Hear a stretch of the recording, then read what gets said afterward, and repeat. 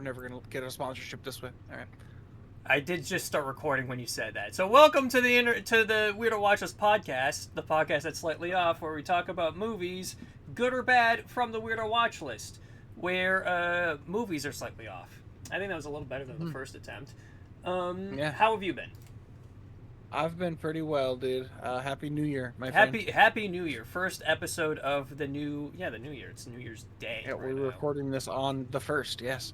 And it'll probably get uploaded tomorrow. Yes, indeed, we are. So, hell yeah. Well, whenever it comes out, it'll still be this year. But yeah, dude, I'm good. How are you? I'm doing also pretty good. I haven't seen any of like the new movies. I think the newest movie I have seen was Avatar, and I talked about that last episode. But what have you been watching? I saw Marty Supreme. Tell me about that. It's fantastic. If you liked Uncut Gems, it's better. It's like it's very much the same vibe. You know, it's very coded the same, but it's better all around. It's like literally every aspect of it just is a little bit more improved than it was in Uncut Gems. So like. Fucking yeah, it's as good as everybody says. Timothy Chalamet, just so good. Who doesn't like watching that guy on screen? He's just so addicting to watch. He's really good. I'm looking forward to seeing it because again, I also do love Uncut Gems. My wife is very cautious to see it because she saw like one scene of everybody just yelling at each other, like Timothy and like Tyler the Creator just fucking screaming at each other. It's like this is gonna be a nightmare. Yeah, we were supposed to see it like the other week, earlier this week, like after like a shift, like after work. I think like I'd catch like a 9:00 show after her shift, but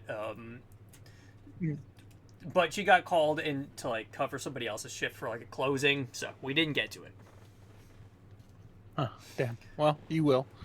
You will. I'm absolutely. Sure. And like, it sounded great. The movie sounded great. Like it doesn't probably beg to be seen on a big screen, but obviously it would help. It's many movies, but seeing one of their movies on the big screen, like I think last year I saw Uncut Gems in IMAX when they put it there. Yeah, that was awesome. That was a ton of fun, and I was just like laughing the whole fucking time. There's some people behind. They're shot well. Oh yeah. Was your theater pretty full when you saw Uncut Gems? No, there's like 4 other sporadic couples, none of which were very comfortable watching Uncut Gems. But yeah, nice. Yeah, I was sitting there, I was like fucking laughing, having a blast. Yeah, fuck yeah, same. I was in a packed theater for Uncut Gems. We went on like the busiest day, and I went with my family, so like there was like 5 or 6 of us. And that always gives me just the worst anxiety, just going out with like that many people, especially when the place is packed. So we are in the front row of a fucking packed ass showing, and I have anxiety about that already. And then I'm watching Uncut Gems, bro. Like fucking, what a ride, dude. Sitting in the front, like I felt like, not that I have like the worst like anxiety ever. Like I can be in a room full of people, but we walked in last. We got our seats last, which means we were in the front row, which means everybody looks at you when you sit down, and then I just feel like everybody is just staring at the back of my head while I'm watching a movie, and I just kind of have that thought in my head at all times. So, that was a visceral way to watch it. Marty Supreme, I did not have that experience. Not as packed, but it's making a lot of money, and that's good. That's good. Good. It's good. It did the coolest promotional shit ever. I mean, I think Timmy's like whole Oscar like campaign was just pretending he was still like Marty Mauser and just being a fucking like arrogant asshole, just like I deserve it. Give it to me. I deserve it. Which a lot of people were turned off on, but everybody else was just like, he's doing the bit from Marty Supreme. He's still in Marty Supreme mode. This is in character. Yeah. I feel like he's like blending it and like purposefully. Oh yeah. You know, he's leaning into this like Marty behavior with it, and like, I think it's great. I think most people think it's great, probably. But yeah, Oscars, man, those are gotta be. I think they're in March this year. Am I crazy like to think mid-March. Conan's hosting again, which mid-March. is gonna be awesome. That's fantastic. That is fantastic. Yo, Conan O'Brien. I was watching a movie today. He fucking popped up. And did you watch If I Had Legs, I'd Kick You? I've been meaning to watch that for a while. I haven't gotten to it yet, but yeah, Conan's in that. How is he in that? Good so far. I didn't finish it. I got halfway through. But good so far. I didn't expect to see him in an acting role, like a fairly serious acting role. Yeah, because she's like the main character. He's like the main character's like therapist. Yeah, yeah, and she's a therapist, so he's like also a coworker, I think. Oh, okay. I don't know. I'm only 38 minutes into it or something like that, but that's not halfway. It's been good. It's been good so far. I've watched quite a few just random things today, but I watched the movie for today's episode, which we'll get to. I watched that twice today. 5:30 this morning after you sent me a snap video of you hitting the fattest dab. And like that was the first thing I saw when I woke up today. And I was just like, I was so awake at like 5. Yeah, dude. Oh man, that was that. Oh, dude. It was kind of a mistake. It was a big ass stab, and I was hurting for 5 minutes after it. But then I got to watch the movie, so we'll get to that. Yeah, we'll talk about that later. I'm kind of excited to talk about it. But then I watched If I Had Legs, I'd Kick You in somewhere in there this morning. At least the first 38 minutes, and so far so damn good. I like it a lot. There's so many movies right now that I need to see. I've got like a the year. I put out my top 10 list. My top 10 list of the year is. Did you see it on Facebook or no? You put it on Facebook. Of course I didn't see it. I don't. Yeah, sorry. We can talk about it actually right fucking now. Yeah, go pull it up. I'll pull up my top of the list and just go through like my top 10. 10-ish, yeah. Yeah. I have a honorable mention list as well. Okay. How many honorable mentions? 3, 4, 5, 6 of them. Okay, I'll do 6 honorable mentions also. Just to keep it. Do you have them in order too, right? You keep them like. Yeah. I keep it ranked throughout the whole year, and then when I feel like I've seen enough, I add to the list like best directors, actors, all that stuff. So I don't have that put out yet. I'm still figuring that out, but I'll have that done like late February. Just give myself extra time to see the rest of the big Oscar movies I haven't gotten to yet. Yeah, there's a lot of them that has not had a lot of access to the general public, wide audience. So, but side note, I did see today this guy in Reddit who posted hey, here's all the movies I saw in theaters today. He posted this on Reddit, and he breaks it down just so crazy. These are all rewatches, and he has all this analytical data about all the movies that he watched this year, and I'm this is so Mikey coded right now. So he went a little extreme because he went to the theater 260 times or some crazy shit. I didn't make it that many times. 40 times. Yeah, he's got AMC Plus. He's got the one for fucking Regal. He's got the one. He's got all. I'm dude, that's you just do work. I have so many questions. Anyway, that's my side tangent. Tell me, what order you want to go in? You want to go top 10? Let's do honorable mentions first. We don't have to talk super in depth about these because most of these we've mentioned before on the podcast at least. Definitely. But my honorable mentions, first one I have is Superman at number 16. Nice. I got Reflection in a Dead Diamond, which is a French movie about an old spy who is kind of losing a little bit because of his age and starts remembering some fucked up thing he did back in the day. It's one of the most stylish looking movies I like to come out of the year. It's very creative in its visuals, and in the way it's edited too. I highly recommend it. I don't want to give too much away of the plot because it is kind of what's real, what's not, what's happened, what hasn't happened, sort of thing. Sounds like 13th Floor. Anyway, but it's it's a a lot of fucking fun. So I recommend Cool. that. Wake Up Dead Man, number 14. I talked about that. I'll let you talk about that when you get to it. Friendship at number 13. Begonia at number 12. And 28 Years Later at number 11, which that one I really fucking enjoyed. Seeing that, I need to catch that still. Oh, it's so good. It's on Netflix, but only if you have, like, Super Netflix. Super Netflix? I have adless Netflix right now. You might be able to get it then. But I have with ads because I didn't upgrade when they split off into, like, 8 different payment tiers, and I never upgraded. Well, the price jump is huge. Yeah, the price jump is huge, and they made users who had the one subscription just default to with ads for $2 more. Yeah. And some movies you just can't even watch because they're like locked behind like the upper tiers. That. It's egregious. It's terrible. Fuck you, big streaming. Yeah, but please don't let Movie for life. But don't let Paramount buy Warner Brothers. Yeah, something. I don't know. Too much money being transferred around like that. I know it's a bad idea. It's a bad idea, specifically political reasons, not even for like the industry itself. I'm not voting. I'm not voting. No more. Not with this shit going. No, I'm just kidding.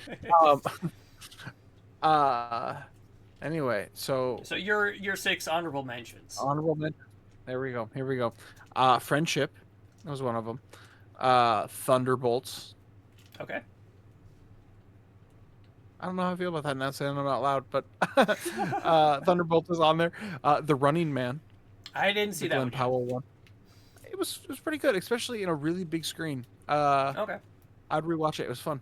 A movie called Locked with Anthony Hopkins, Bill Skarsgård, and Anthony Hopkins. Okay. Yeah, I forgot all about it, so maybe that doesn't hold up well for it. But looking back at my Letterboxd list, I was like, oh yeah, that was a really fun movie. I watched it twice. I watched it 2 days in a row for some reason.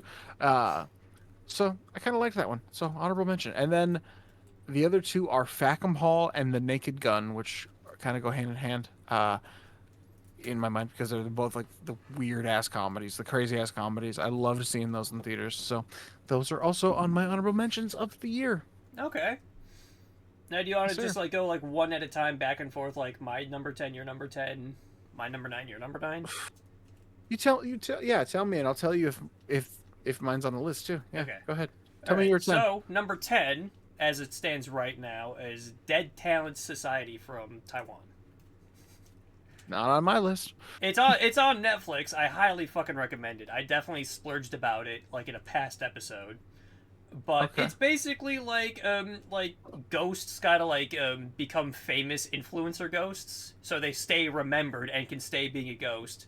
Because if you're a ghost that gets, or if you get forgotten, if you were to die, Coco rules. Gotcha. But you can avoid that by just becoming a famous ghost. Like a folklore tale, like the fucking like La Llorona or the Headless Woman by the River. If you can become one of those, you still get to be a ghost, effectively. So it's a fucking blast. It's a lot of fun. Cool. I highly recommend that one. That was number 10. Okay. My number 10, Predator Badlands. I did catch that one. That one's that's a lot of fun. I think that's one of my friend Pat, right? I don't know if you remember Pat. Used to work at Burnsville. He's gone on record saying that's easily like one of his favorites of the year. Yeah, it's really badass. It is badass, yeah. And especially if I was younger me, it'd be his number 1 film for sure. Yeah.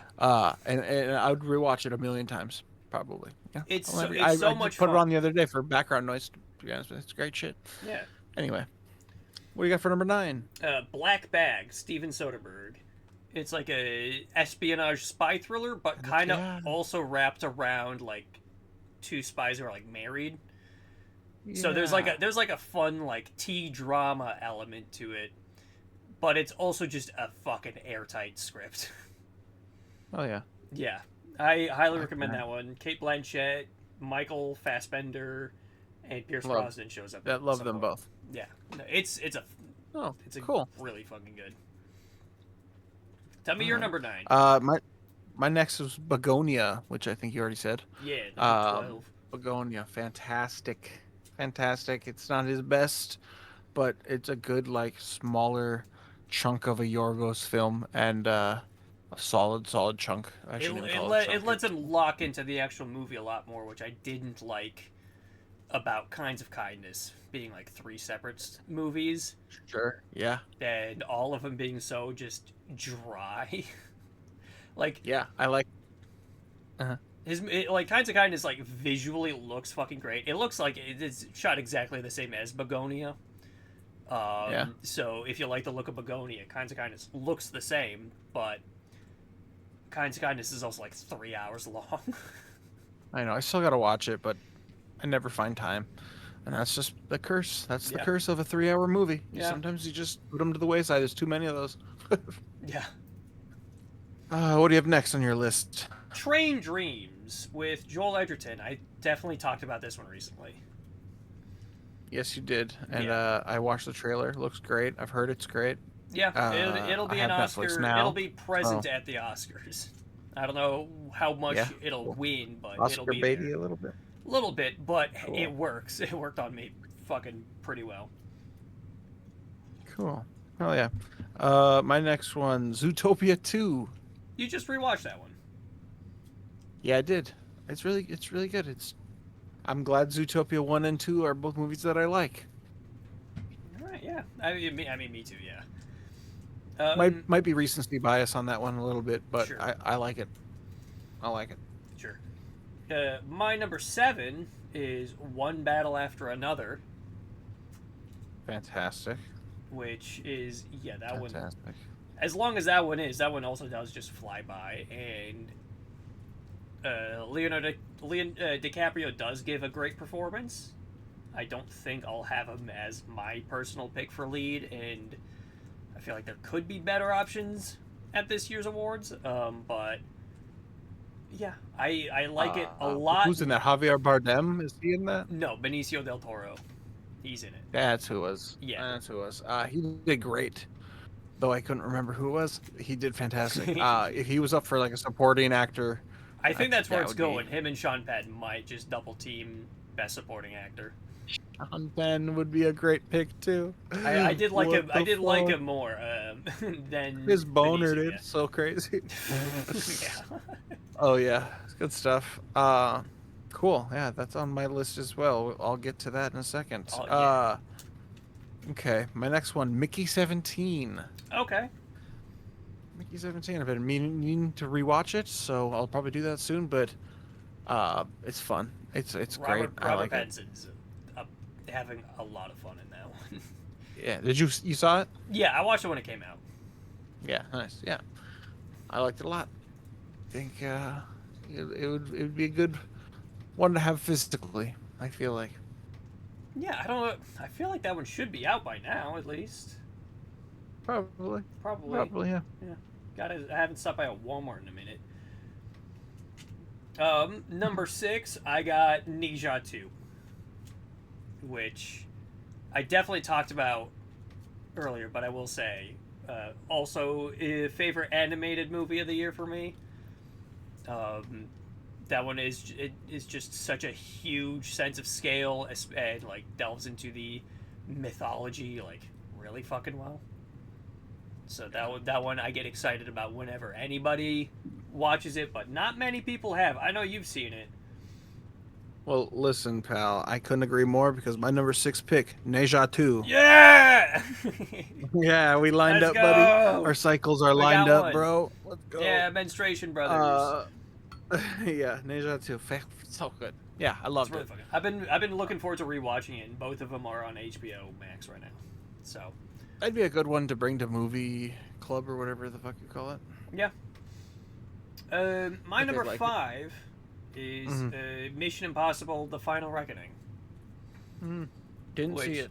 I've got like a huge bias towards Mission Impossible, so I know like a lot of people have a lot of problems with this like final one. And I'll definitely admit that too. It does like go down like the nostalgia trip for the first like 20 minutes. Yeah. But it is the same big globe-trotting adventure that the rest of the franchise has done so well. And Tom Cruise does like this whole bit where he's like jumping between two biplanes in South Africa, and he's fucking crushing it. I thought he did a fucking. I thought it was fucking great. It's a Mission Impossible movie still at its core, and that's all I fucking asked for. It's not. Okay. It's not definitely not as good as like Fallout or most of the rest of them, but I'm watching Tom Cruise do insane shit and sprint at fucking full speed towards a bomb, so I can't. I'm not asking for much. What's your number 5? Hell yeah. Number 5, Sinners. All right, I'll go. I have a feeling I'm going to see Sinners on your list. Yep. Okay. All right. Well, we don't need to talk much about it. I think everybody's talked. We've probably talked about I feel like Sinners we definitely have. Great movie. Yeah. You don't what else? What else? My number 4 is The Phoenician Scheme. Wrapping it back to Benicio del Toro. This is my favorite performance he's done this year. Out of I think the two. It's Wes Anderson back at like operating at what I think is like the top of his game. Like, I haven't seen him like work this well on a movie since Grand Budapest. Like, I enjoyed Asteroid City. I did not care at all for French Dispatch. So, getting ready to see this one, I was not like super expecting a lot, based on like the recent path he's been taking his movies. Very more like kind of, I don't want to say up his own ass like insultingly, but kind of up his own ass. But Phoenician Scheme, he's back locked in, just telling a story about like actual characters doing stuff. I gotta see it still. Yeah, it's so fucking good. Okay. He's operating back on like he's plucked like the best parts of his filmography from every corner and just put them into a movie, and this is that. Word. I will. Heard, chef. Yeah. My next one is Marty Supreme. Hell yeah. Did we talk about that while we were recording, or did we? Yes, we talked about that before we started this conversation about the top 16, the top 10. We kind of like got into Uncut Gems a little bit, but you did just. Oh, that's okay. That's good. We talked for a second before we started recording. I don't know. Marty Supreme, great. Yep, that's my number 4. I guess these aren't really that much in order, to be honest. Not as much as yours, maybe, but sure. Whatever. Go ahead. My number 3 is Avatar: Fire and Ash, which I talked about last episode. So it's James Cameron doing James Cameron, and that's what I like. Do you think it's... Where do you rank it in the Avatar movies? I rank it probably number 2, with Way of Water being number 1. Yeah. I feel like I heard a lot of people say this was not the best one. I've seen a lot of people say it's the worst one. I think it's my favorite out of the 3. At least it hit me the best when I saw it. I had the best reaction in a theater, and I think that's what the movie's going for. Yeah. Is to be the great reaction in a theater, and I didn't get that as much for the first 2, but the third one it really got me. So it does. I think maybe I'm on. It's definitely the best character writing Cameron has done with any of these fucking characters, like the entire trilogy. Like between asking for a little. Just basic stuff here. Jimmy, give me basic stuff. And I'm eating it right the fuck up. But I mean, you got like Varang and Quaritch. Their whole dynamic is so goddamn good. Yeah, I don't know why I didn't put that on my top anything honorable mentions or anything, and I feel like it only because I don't think I'll probably ever watch it again unless there's a chance to see it in IMAX or something, and I'm like, fuck yeah, because I don't want to watch it at home. I just don't, and that's why I just like those movies are really expensive and really good for a one night stand in the theater. You know what I mean? Like I go there and I'm like, I loved that fucking film, and I'll never be able to experience that for the first time again. So yeah, not like you. I'm not going to go a bunch of times probably. I mean, yeah, I have seen it twice. It's I took my sister to see it, like Christmas Eve. So went down to the new IMAX down at Lakeville. We can bring it back to like theater talk. Lakeville's got that new IMAX, and cool. It's like they just it is big. It's the monster screen they had. They just threw up the IMAX projectors from Burnsville. Oh really? They just fucking yoinked them. But they redecorated the entrance to that theater with like nice big blue lights. So when you walk down in there, it feels like you're in a new building entirely, and then when you go to the bathroom, it's still kind of like the same gross Lakeville bathroom. I've never been to that one. So. Oh, okay. It's now the largest IMAX in the state. Okay, that's good to know. It's the monster screen before it was IMAX was still the state's biggest screen, but it wasn't an IMAX, so who gave a shit? Not me. Yeah. Have you been to the Eiffel screen in St. Michael? No, I have not. Like, we got to go there, bro. Little boy date. I just love it. I mean, the seats are not. Yeah, hell yeah, dude. The seats are not the most comfortable. They're not the recliners, as a lot of IMAX big screens aren't usually recliners, I guess. Lakeville kept the recliners. Are they? Did they? Yeah, they kept the recliners. Good. So good. Anyway, where were we? Weapons. Number 3. Weapons. That's your number 3. Yeah. All right. Well, I'll get to that in a second because that's my number 2. Okay. Nice. It's back and forth between number 1 and number 2. I want to rewatch it. Same with my number 1 pick. But it's Zach Krieger operating at this even more fine-tuned than Barbarian. I still like Barbarian more. Yeah. Because I can just rewatch Barbarian just at the mere thought of it and have a fucking blast with it. But Weapons is still absolutely fucking fantastic. I mean, the way it plays with a perspective between all of the characters, I thought was kind of fucking incredible. Yeah, I heard it called the Magnolia of horror or something like that. That's what it was like. Magnolia? Yeah, I haven't seen Magnolia, but it's what I think. I feel like we've had this. Not too long ago. I feel like we've also had this conversation about Weapons. I don't know when. Yeah, I don't know. Perhaps. We talk every 2 weeks, so you know. Anyway, that's my number 3 was Weapons. Then yours was number 2. Did you say your number 3? My number 3 was Avatar. Okay, got you. So what's your number 2? Number 2, One Battle After Another. All right. I think it's up there. It's up there. Yeah. And my number 1's not going to be the same as yours. I almost guarantee it. No, because my number 1 is Sinners. There you go. Which Sinners number 1. Yeah, Sinners number. I just haven't been able to stop thinking about just how kind of perfectly crafted of a movie it is with Michael B. Jordan's 2 performances and how fucking seamless the editing for that is and the visual effects they do for that. Yeah. I remember seeing it for the first time and seeing them both the Smokestack twins standing next to each other, and I'm looking to see if I can notice the edit because they're standing just next to each other, which is easy enough to pull off.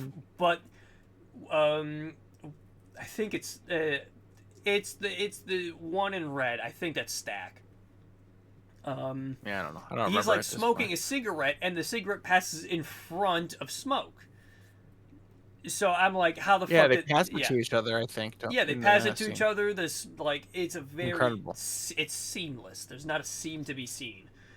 On top of it, also just being a really very fucking good vampire movie, and I know a lot of people have the issue of it, just tone switching halfway through when the vampires do show up, because we spent an hour and 15 minutes setting up the juke joint before we even meet the vampires. But yeah, it's still I think the movie taps into a certain flow that or a certain like energy that it knows what it's doing. The director feels very confident in what it's doing. Confident and in every it does aspect. switch up a little bit in the end, but like it feels awesome. I don't know. It's an enjoyable experience, even when it switches up like that. I think it's done possibly purposefully or whatever. It's done well, so who cares? Yeah, but yeah, number one, good pick. Good pick for number one. What's your pick? Because I can't think of what it would be. No, you can't. It's Rental Family. Brendan Fraser's Rental Family. Yeah. Okay. I loved it, dude. It's so cute. Yeah. It's so good. I feel like any movie that gets you to like cry like an idiot will like land in that spot. So that's me. That's me for sure, dude. Oh man. So yeah, I think we talked about that on an episode, but I feel like it went under the radar. Of course, it's not the most blockbustery movie. So, but if you're listening, check it out. Go check out Rental Family if you can rent it somewhere. Go show your grandma. I bet she'd love it. Yeah, perfect grandma movie. Do you have like a worst movie of the year? Because we don't have to go into like all of like what we hated, but I do have one movie at like the bottom of my list that I think is really fun to talk about. Do you think I've seen it? I hope you've at least heard about it, so I can tell you to go watch it. Okay, what is it? It's the Ice Cube War of the Worlds movie from like on Amazon. Oh, I definitely didn't watch it, but I watched a few videos on it because everybody did one. Yeah. And they're all so very fucking funny. It's such a fucking funny movie to watch because you're watching Ice Cube react to the War of the Worlds happening in front of him. It's such a fucking bizarre movie to like think that like it got made. It has like a visual effects budget. It's not very good, but given that it's presented in that like fucking like missing or searching friend request on a computer screen format, it doesn't work at all because again, it's just Ice Cube watching the movie with you in the top right hand corner. Yeah. And then him just reacting to it. It's fucking hilarious, and I keep telling people to watch it, but nobody does because it's also just a big ad for Amazon. Amazon saves the day at the end. What was the worst movie? I don't know. I feel like if it was a really bad movie, I didn't log it, so I don't know what the fuck it was. Because this year I didn't give a fuck about logging everything. Not nearly as much as before. Tell. Because I just don't give a fuck. I mean, I should probably just put in there what I watch. I don't need to fucking write everything about everything. No. But I just don't. I just don't care so much. Like if you just want to tell your friends about the good stuff you watched. Yeah, I'm looking through the list of. I watched Clown in a Cornfield. That wasn't bad. I'm looking through the list of all movies of the year right now. That's funny. I got nothing that I hated. I don't think. Nothing like objectively bad. That's Happy Gilmore 2 was just not great. No, I don't. Sure wasn't great. Yeah. I forgot that existed. A lot of people that also forgot. What's up, Miss Minnie? But I mean, hey, at least you're not torturing yourself by making yourself watch slop. Yeah, I don't do that no more. Most people's like time would also include like Five Nights at Freddy's 2, but I have not bothered to see that one. The guy that I was referencing in the Reddit post, here it is right here. Yeah. 6 days ago he posted. He saw 290 theaters. His least favorite movie of the year was Five Nights at Freddy's 2. I scrolled all the way down earlier today to see what it was. So Five Nights at Freddy's 2, worst of the year for me too, and I didn't even see it. All right. I watched half of The Monkey, and I didn't care to watch the other half, so maybe that one.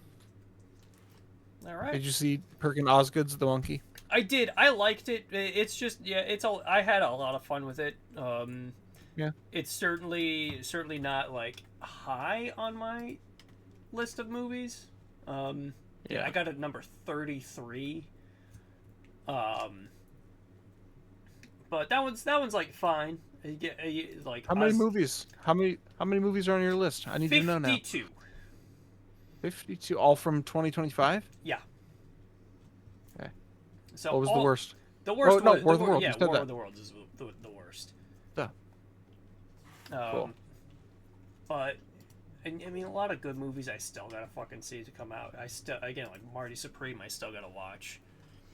So this top 10 list we spent like 20 minutes doing and talking about is gonna be meaningless by the time I get to Marty Supreme and like some of the other movies I haven't watched yet. Yeah. But hey, end of the year list. If you want to know, if you want to see what's happened since then, if you're watching this in the future, it's on my Letterboxd. Go look. Do you have like a couple movies that you like really want to see that are coming out? Like right now, Surratt. So many people are talking about. I need to see that real bad. There's Surratt. There's No Other Choice. I'm going to in 2 weeks. It's finally coming to Minneapolis. I still got to see Frankenstein. It was just an accident. I gotta watch, which I can rent for $10. Big on my list. I can watch that before the Oscars. There's Resurrection, which is a Chinese movie. Yeah, it's coming soon. Yeah, but I literally have it pulled up on my screen right now. I just typed in the director's name, Bygone. Yeah. That's how you say it. Resurrection. Long Day's Journey into Night was just so fucking good. They had that at the Trial-On, and I missed it. Dude, I wanted to go so bad, but also, it is a slow movie. I don't know if I really need to go see it in the theater. Yeah. But it's really fucking cool. It's really a cool movie. And a short story is kind of cool. But yeah, his new movie. Let's go see that, dude. It's coming to Minneapolis. I think it's like at the Main this week. Yeah. I think I saw right. Like it's showing on like Saturday, like this weekend. Yeah. I'm probably gonna go this coming Tuesday if it's there. Yeah, it'll be there Tuesday. You work weekdays, don't you? Yeah, like 10 to 6. Coward. He's a coward, everyone. I got a 9 to 5 job. I can't just massage people and get paid that way. I just go massage one person and then go see movies the rest of the day. It's kind of what I do. It's actually really nice being my own boss, because then I'm just like, I have 2 clients, and I'm just like, that's $300. Like, that's plenty of fucking money for the day. I can go see movies, and I just take the rest of the day off, and then I'm not tired from work. It's awesome. Yeah. I could be rich, but instead I'm just happy. Yeah, you got 2 clients. Fucking 2 clients a day. I'm saying that right now as if I don't have a fucking full day the next 3 days. Anyway, my arms are tired, my friend. Anyway, yeah. So those yeah, like a couple handful. One other Sentimental Value I got to see. That's going to be the big Oscar player. Yeah. And just like a bunch of other stuff that like I just want to see for my own sake. Mm-hmm. I know. I'm surprised I've been missing so much. But also things, the things that seem worth seeing are not as accessible as happens every goddamn year. That's true. That's true. All the big Oscar players don't show up until like late January, and then they're gone. And then I noticed that in my Letterboxd when I was looking back, it was like January of this last year. I watched all the Oscar things from 2024, so like Nickel Boys, and like I watched a bunch of 2024 movies right at the beginning of 2025. And I'm going to do that same thing in 2026. I'm going to watch all these late 2025 movies in January because they'll get buzz because of the Oscars, and then I'll be able to see them. Yeah, and then we can watch the Oscars and actually pick which ones we want. Bro, instead of I love watching the Oscars. Dude, Conan's coming back. Fun. He's going to be great. Why do I like it so much? It's so cringe and it's so bad. Like every year, it's just like, wow, this is kind of bad. But like, now that Conan's doing it, I look forward to it so much. Also, yeah, he's just so good. He did so good. He did so good last time. He did make it pretty fun. Yeah. So, yeah, I'm pretty excited. Gosh, we should really get into. We have been going. We should really go to the next floor, huh? Yeah, we've been on floor 12 for a bit. Let's go to floor 13. Let's go to the 13th floor. Let's do it, my friend. Let's talk about it. Yeah, so that was your pick. at the end of the last episode, the 13th Floor. It was random. It was super random. By the way, I had never heard of it before. I clicked on it. It was on your watch list or whatever. I'm like, oh, okay, yeah, well, because if he's seen it before, only because it's just turned to this century tech movie. So I thought it was going to be more like something like Hackers, where it's just about computers and they don't know what computers are, so they're just making it up. This couldn't be more wrong. That couldn't be more wrong. This is like an actual like sci-fi, a well like aged sci-fi movie. It doesn't like show its age at all. Only in some like VFX shots from like. Totally. Yeah, only like there's a few like VFX shots, but they don't look that bad for like 1999. They look on par with like some of the bigger shots in like Star Wars, where it's like you can tell it's a big CG environment, but it's we'll get into that. The style of the movie is great. So yeah, 1999. I really was interested in watching this after reading about it, in comparing it to The Matrix, because of how similar some things are, but obviously these movies are not comparable. They came out in the same year. They came out 2 weeks apart. One overshadowed one. Yeah, 2 weeks apart. Really? Okay, that's crazy. So that's really as far as that. I was excited to compare them, but then when I was watching, I was like, "There's not really." These are just two different movies. This movie isn't about computers. This movie's about being human and whether a computer can be, like a You saw it. You know what the fuck it's about. Yeah. It's what's not. it like to be human? Am I real, dude? I don't even fucking know. Yeah. So we'll get into it. So the movie is about like a bunch of like tech bros who build like a simulation. It's like the Rick and Morty episode where they build the simulation and go into it and start like fucking around. So then it becomes like kind of like not like a real murder mystery, but it becomes like like what you said, like kind of noir. Yeah, it's like a big noir element. And the computer and the program they built is just the 1930s. So they just have the simulation running of 1937. And they've been like trying to like jack into it. They keep saying they're going to jack in, which is really funny. Yeah, my girlfriend walked in and she goes, "I'm going to jack them off." you hear one line in the movie and it's about jacking in, of course. Yeah. But so they're jacking into this 1937 simulated world, and kind of like this big mystery like starts playing in of like who killed like the Einstein that like set this all up, and there's like a message for our character.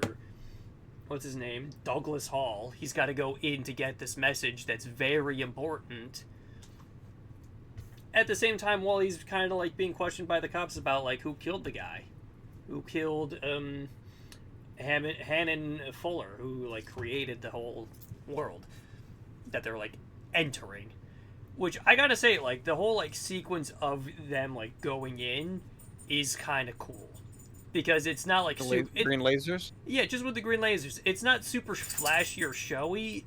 But it still gets the point across, because like the lasers like shoot across and then like go just like up and down, like they kind of like sink below the laser grid and they're in the computer, and then their head like pokes out of it a little bit, and now they're back in reality. Snap back to reality. Goes Rabbit. There goes gravity. But I loved Vincent D'Onofrio in this movie, by the way, as Whitney. So good, dude. He was so good. Incredibly good at playing like two characters. He I mean, the other people in the movie maybe not as much, but like I liked the stale performances that were coming from some of these other people. It felt like flat at like the tone of the movie, like the color of the movie. It felt flat, purposefully.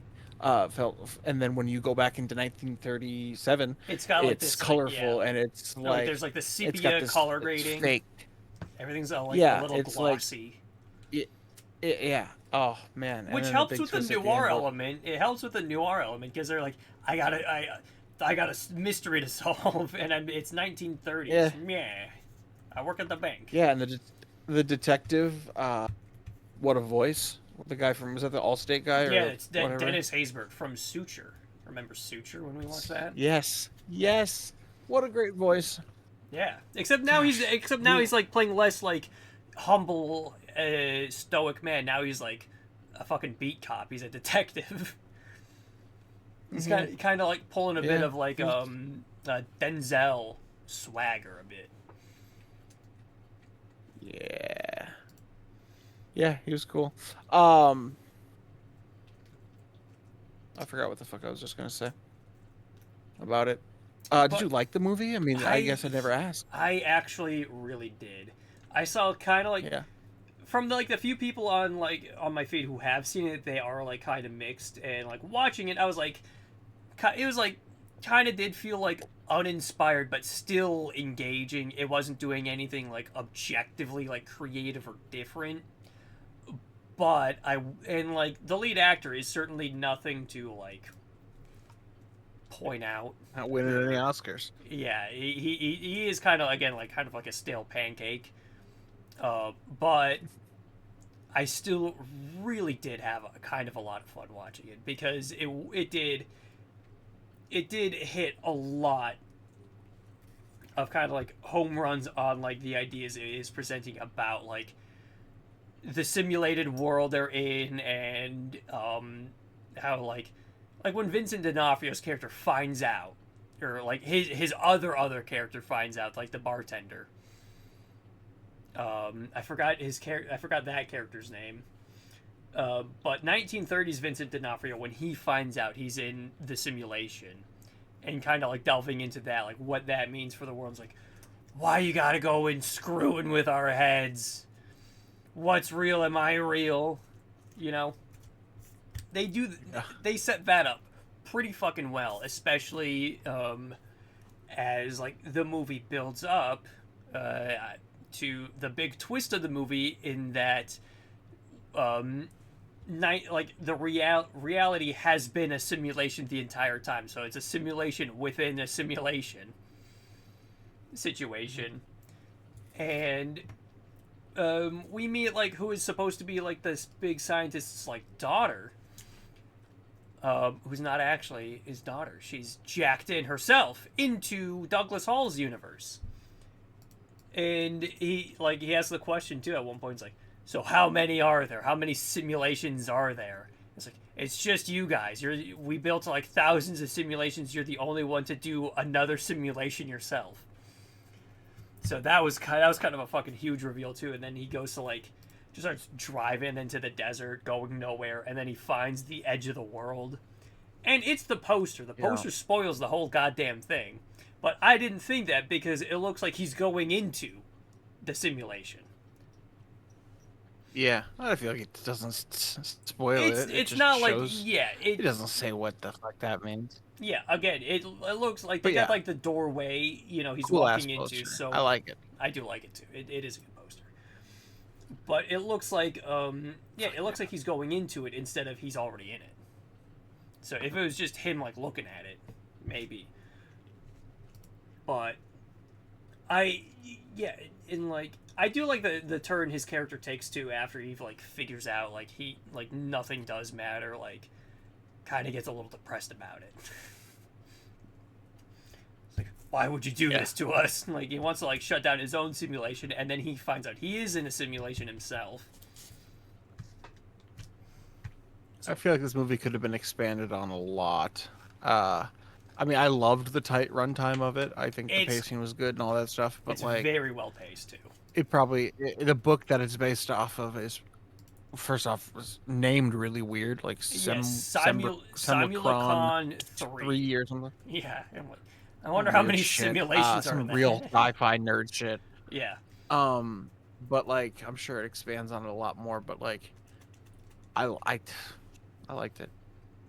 I wish when they like would have said like that thing where you're the only simulation so far that has created another simulation. I wish he would have pushed back on her and said, how do you fucking know? Like, how do you know you're Yeah, not yeah, part of this thing too? You're a simulation too. Like, at this point, none of it can be real. You know, if yeah. I'm not real, what is real? Why are you real? And when I go into your reality, am I a god?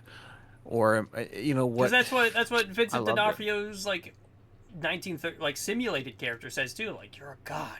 Look at all these He's TVs I like, can watch. You know? your world is on screens. Yeah, your world is on Something like screens. that. It's all Like, so colorful.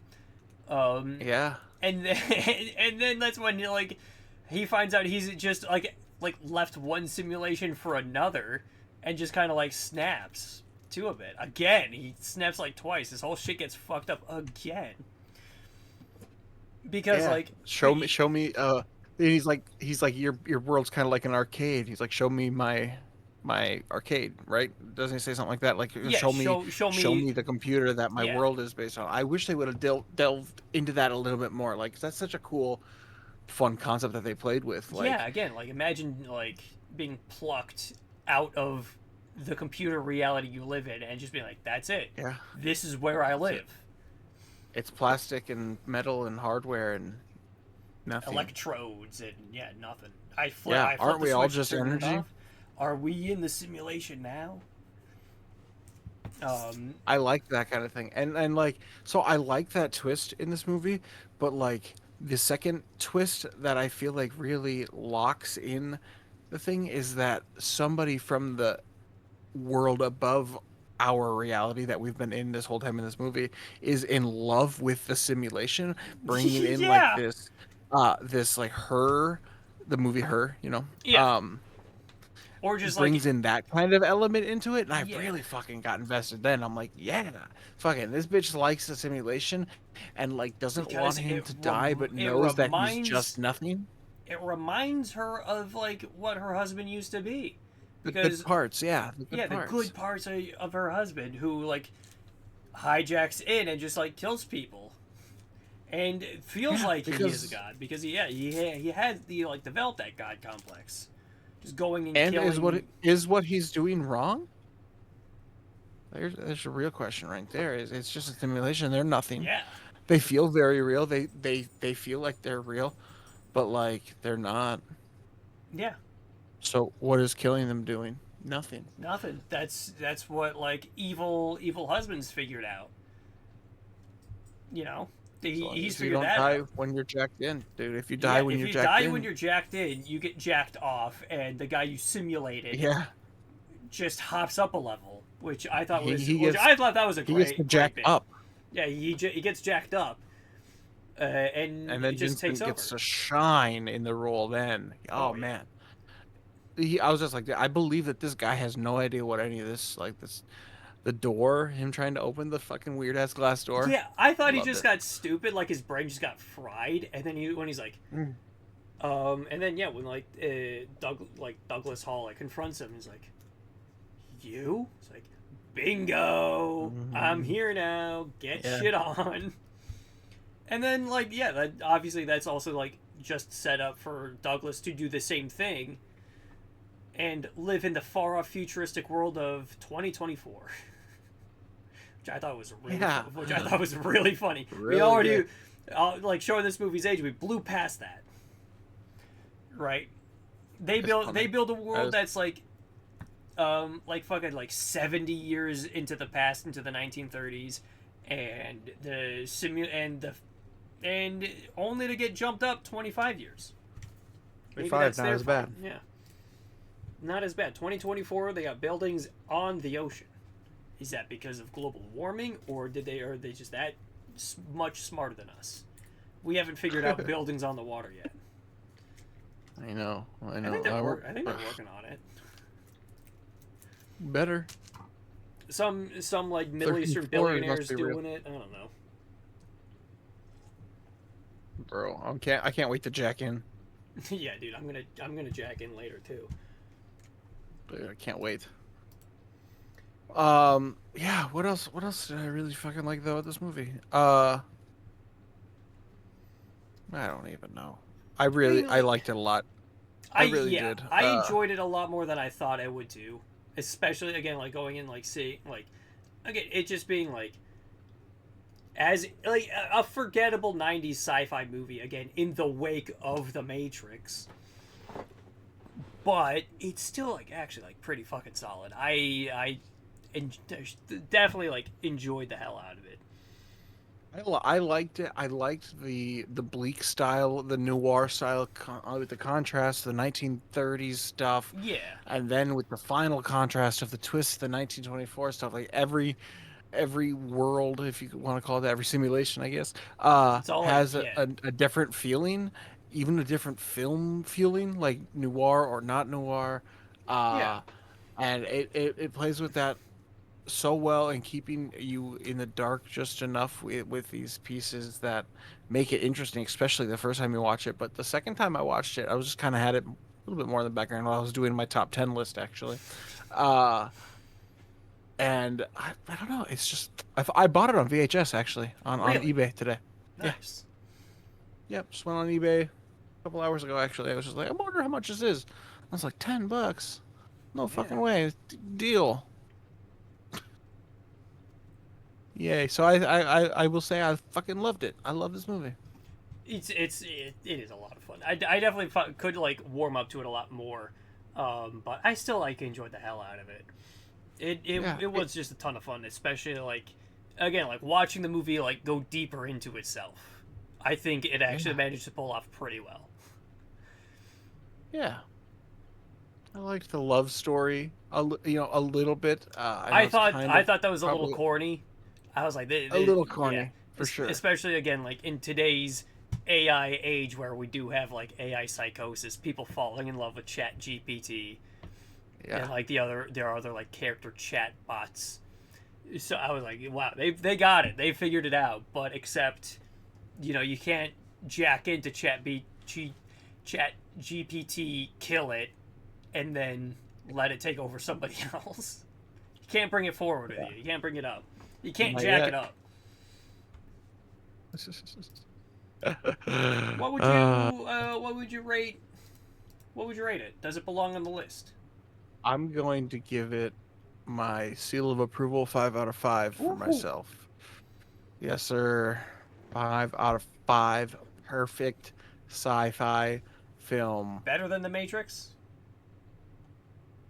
I liked it more than The Matrix. Okay.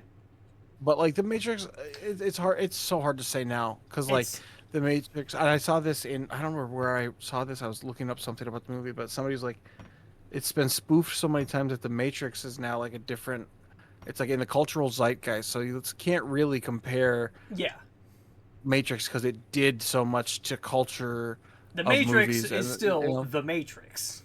Yeah, the 13th Floor is like almost damn near a B sci-fi movie. You know what I mean? Yeah. Like it's not even really A tier, but it plays in that so perfectly well, and it's exactly what I want from a movie like that. It stays in its own lane.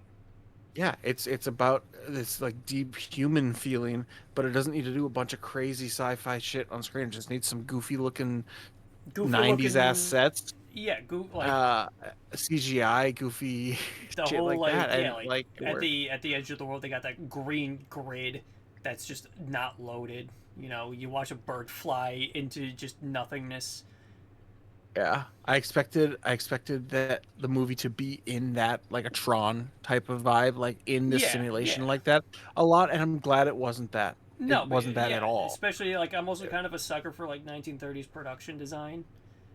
Yeah, it's just the easiest to make it look good. And when they're in the 1930s, it does look good. And yeah, it uses like its tools like incredibly well to have like a unique sci-fi movie that, while not doing anything entirely different other than doing like setting itself in the 30s, it's not like overreaching on any point. It's not grabbing more than it can hold. Yeah. It knows exactly what it's trying to do, and it does it pretty well. 7 out of 10 for me. 7 out of 10. Yeah, it's a beautiful, beautiful score. I could go higher if I do rewatch it, but I thoroughly fucking enjoyed it. Hell yeah. All right. Well, the other question of the show, does it belong on the Weirdo Watch List? I think so, because again, like you do got like that huge sci-fi aspect to it, and Yeah. while not like inherently like weird with it, I thought, like I thought they were gonna be like jacking in and out like in rapid succession, like I'm in the 30s, I'm in the 90s, like back and forth, instead of like it being like a whole like psychological process. You got to jack in for 2 hours. Yeah. And that'll fuck you up. But I still, it's still like a different kind of like sci-fi movie. It's got its own rules and definitely hits big on like the big level of twists it has. So I think it's on there. Oh yeah. I think it might eke on to the Weirdo Watch List, but I mean, I guess it really is just sci-fi. I mean, it's not that weird. It's just sci-fi. It is, yeah. Sci-fi is maybe inherently a little weird, but I don't think that makes every sci-fi belong on a Weird Watch List. And maybe it doesn't quite. It's just a solid, geeky ass sci-fi, and I don't know. I can go either way with it, but I loved it regardless. Yeah. Love it regardless. So that was the 13th Floor. Keep it, love it. I do really enjoy it. Yeah, it is pretty fucking great. Shall we move on to what I'm bringing to the table for the next episode? Please tell me what I'm watching. So next episode we will be watching Ken Russell's Tommy from 1975. Tommy? Yeah. Okay. Whoa, what the fuck? Yeah, after a series of traumatic childhood events, a psychosomatically deaf, dumb, and blind boy becomes a master pinball player and the object of a religious cult. Based off, I think, some sort of like Elton John thing. It's based off a Pinball Wizard? Yeah. Based off that, I think. The Who? It's some sort of musical concept album. I think so. Yes, The Who. Something about glam rock I see here. Yeah. Okay. So it's based off that. My coworker Pat watched it and said that I gotta fucking check it out because it is just absurd. And I like Ken Russell's movies from what I've seen. He did The Devils and Altered States. Two fucking bangers you gotta watch. The Devils is a bit hard to track down. It's one of those movies that just is never on a streaming service. But it's one of my favorites. I watched it like 4 times last year. 2024 last year, that is. And Altered States is also just a great fucking sci-fi movie. That one's on Tubi. Fuck yeah, Tubi. Yeah, so Tommy is not on Tubi. You have to rent that one. Or it's on the Roku channel with ads. So you can watch it there or rent it for a couple bucks at the, wherever you rent your movies. Hell yeah. All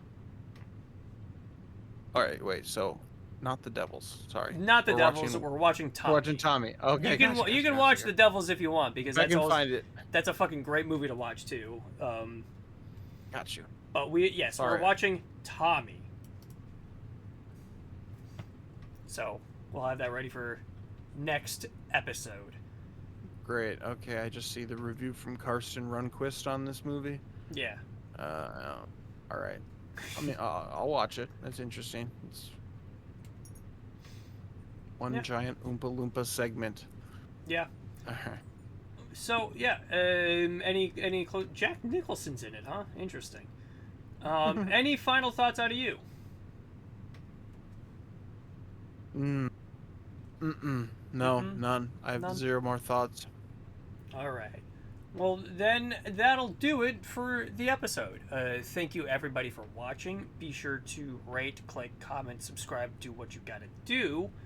And, watch Tommy for the next episode. Go watch a different movie if you want to. Go watch just any movie you want. A movie I watched is like a William Shatner paintball video where he's just playing paintball for 90 minutes. That's on Tubi. I saw that somewhere. Heard it was bad? It's something. It's William Shatner playing paintball. Yeah, it can only be so good. So true. But you know, you can watch that if you want. Form your own opinion on that. I'll leave it at dog for me. Is that a dog in the background? Yeah, my dog is. It's past her time to go out, but she's found her squeaky toy. She's letting you know. She's letting you fucking know. I was gonna ignore it, but she's going to fucking town on it. I'm gonna go kiss my dog right now. I'm gonna go let my dog out. So, thank you everybody for watching, and that's the end of the episode. Goodbye.